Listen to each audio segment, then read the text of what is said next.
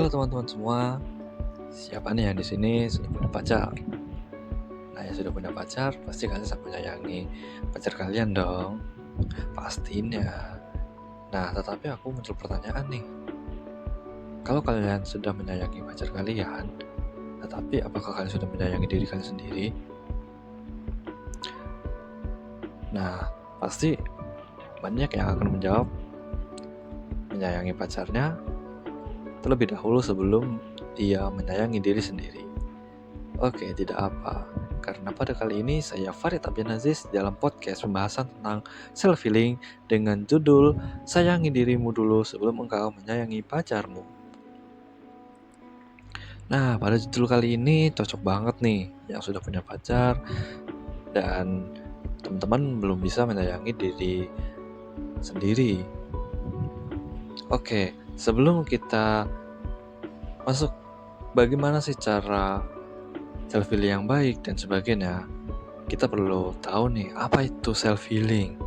Nah, self-healing itu sendiri adalah metode penyembuhan penyakit bukan dengan obat, melainkan dengan menyembuhkan dan mengeluarkan perasaan dan emosi yang terpendam di dalam tubuh. Nah, sekarang teman-teman sudah pada tahu kan apa itu self-healing? Oke, sekarang kita masuk ke beberapa cara self-healing yang mudah dan paling sering dilakukan oleh banyak orang. Oke, yang pertama adalah me time. Nah, me time itu sendiri merupakan waktu untuk diri sendiri. Nah, dengan menerapkan cara me time ini, kita bisa melakukan cara berbagai hal yang berguna untuk diri sendiri. Misalnya dengan melakukan hobi yang selama ini dianggap begitu menyenangkan, atau bahkan bisa melakukan liburan ke beberapa tempat yang memang ingin dikunjungi oleh kita sendiri. Nah, dampak positif yang akan didapatkan dari me time ini misalnya mampu membuat kita rileks sekaligus nyaman. Tentunya hal tersebut bisa menjadi metode pengobatan mental yang sebelumnya dalam kondisi luka. Lalu yang nomor 2 adalah mindfulness. Nah, mindfulness ini caranya cukup mudah juga loh. Kita hanya perlu menutup mata yang kemudian dilanjutkan dengan menghirup udara segar. Nah, metode ini dinilai berguna untuk diri dan juga pikiran pribadi. Mulai dari membantu proses pengelolaan pikiran, perasaan, hingga lingkungan yang ada pada diri kita sendiri. Lalu yang nomor 3 adalah memaafkan diri sendiri. Salah satu hal yang membuat seseorang mengalami kondisi luka batin adalah tidak bisa memaafkan diri sendiri terhadap keadaan yang pernah mereka buat. Tentunya cara self-healing terbaik dalam kondisi ini adalah dengan cara memaafkan diri sendiri. Ya, memang tidak mudah sih untuk memaafkan diri sendiri. Tetapi cobalah secara perlahan untuk menerima kenyataan.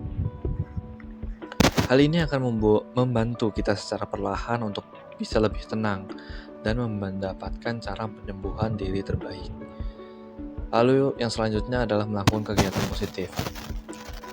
Nah, banyak banget loh ini kegiatan positif yang bisa kita lakukan seperti hobi, berolahraga, berkebun, mendengarkan musik, atau bisa juga dengan membaca buku dan masih banyak lagi.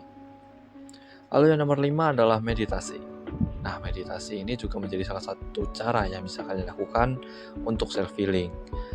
Cara yang digunakan juga cukup mudah untuk diterapkan. Jika kalian melakukan meditasi di dalam kamar, maka kalian bisa mematikan lampu yang ada di kamar tersebut. Pilihlah posisi paling nyaman dan lanjutkan dengan meletakkan kaki pada tanah. Lalu tarik nafas dalam-dalam dan keluarkan secara perlahan.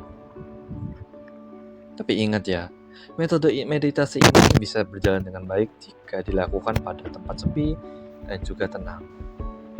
Lalu yang nomor 6 adalah tingkatkan self-compassion. Nah, self-compassion ini bisa disebut sebagai kemampuan memahami keadaan emosi dalam diri sendiri. Selain itu, self-compassion ini juga merupakan kemampuan respon emosi yang dialami serta keinginan agar bisa menolong diri sendiri. Nah, metode self-compassion ini dinilai bisa mempermudah kita untuk lebih memahami dan mencintai diri sendiri. Lalu yang nomor 7 adalah bicara pada diri sendiri. Lakukan tindakan berbicara pada diri sendiri ini juga menjadi salah satu bentuk self-healing. Kita bisa memanfaatkan cermin untuk berkaca dan mulailah untuk jujur pada diri sendiri. Cobalah untuk mengungkapkan apa yang kalian rasakan selama ini. Hal ini dinilai bisa lebih mempermudah bagi kita di dalam memahami diri sendiri sekaligus mempermudah kita untuk bersyukur atas kehidupan. Lalu yang nomor 8 adalah menulis ekspresif.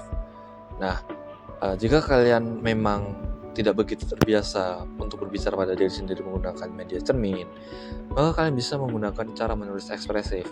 Nah, cara ini dinilai akan mempermudah kalian untuk bisa mengerti bagaimana kondisi diri kalian sendiri yang sedang dialami selama ini. Biarkan perasaan kalian tertuang di dalam tulisan tersebut. Luangkan waktu untuk menceritakan semua yang kalian rasakan secara rutin. Secara perlahan kalian juga akan semakin mudah untuk memahami diri sendiri. Lalu yang terakhir adalah memaknai masa lalu. Nah, kalian bisa nih mencoba untuk mengubah pola pikir atau pandangan terhadap masa lalu sebagai salah satu bentuk pengalaman dan pembelajaran. Ambillah pelajaran yang positif yang diperoleh dari masa lalu. Dengan begitu, langkah kalian untuk maju ke masa depan juga akan lebih ringan. Nah, bagaimana nih teman-teman? Sekarang kalian sudah tahu kan apa itu self-healing, lalu bagaimana cara self-healing. Nah, sebelum aku menutup podcast kali ini, aku ada kata-kata nih. Jika kalian belum bisa menyayangi diri kalian sendiri, maka cobalah untuk terbuka kepada orang lain.